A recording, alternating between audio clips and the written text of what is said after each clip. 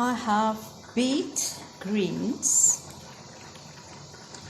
and then I have onions and the stems of the greens in the pot, and some other leaves that I could find that's edible apparently. We'll see. And I have rice on, and then I'm going to see what I can make from that. Wish me luck. I hope I survive this. So I added a little too much fluid, but that's all right. And I put some of the baby leaves, beet leaves, on top of the rice, so it's like steamed, just steamed on top of the rice. And I have some peanuts that I will use in my dish as well. I have no idea what this is going to taste like. And my father used to say, doesn't matter how little you have, you treat yourself like you have a lot, like a king or a queen. In a bit, I'll switch off the lights and just chill with some music. So, there we go. I have peanuts and the beetroot. I don't know, did I say? I just placed it on the rice and it just sort of steamed there. And these are raw peanuts.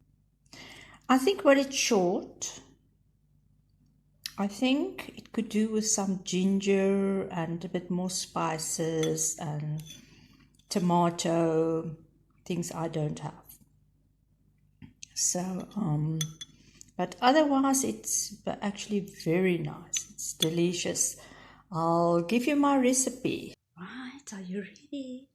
We are going to have our bedtime story now. So get cozy or get cool, whatever you need to do to just relax and feel comfortable. And close your eyes if you want. Just imagine with me. A long, long, long time ago, even before any humans existed, there was a beautiful paradise where a phoenix and a dragon lived. Every day, the dragon would swim in the lake. And every day, the phoenix, who stays in the forest, would swim over the lake. They knew of each other, of course, but they never really met. Until one day, they met on an island, right in the middle of the lake. They were pleasantly surprised when they just had so much to talk about. And from that day on, they decided to meet up every single day. One day, they stumbled across something amazing. It was round, and the one side of it had the strangest glow. So the dragon took it and washed it in the river, then handed it to the phoenix, who would polish it with its feathers. And they continued to do this day after day, week after week, and month after month, until one day they were astounded. It was shimmering so brightly. It outshone the sun, the moon, and all of the stars. Oh, what could this be, this treasure they have found? High up in the sky, there was this goddess, and she just always felt so empty. Nothing seemed to satisfy her. And then she saw this glow from the earth. It was so beautiful. Now that is what I was waiting for all my life.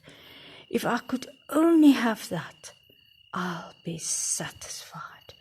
And everybody will look up to me and they will bow down before me. So she sent one of her guards to go and steal this treasure. So, of course, the next day, when the phoenix and the dragon arrived at the spot where they have kept their beautiful jewel, it was gone.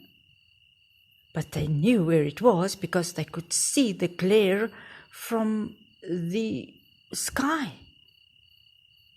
So they shot up straight into the sky and found their jewel with the goddess.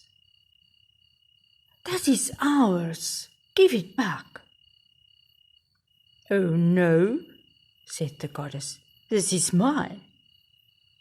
They pulled on it. She pulled back, and then they pulled, and then she pulled. And in the struggle, it fell out of their hands. In a flash, the dragon and the phoenix went after it. They tried to catch it in mid-air, but they couldn't. And it fell straight into the lake. They dived as deep as they could, but they could not get it out.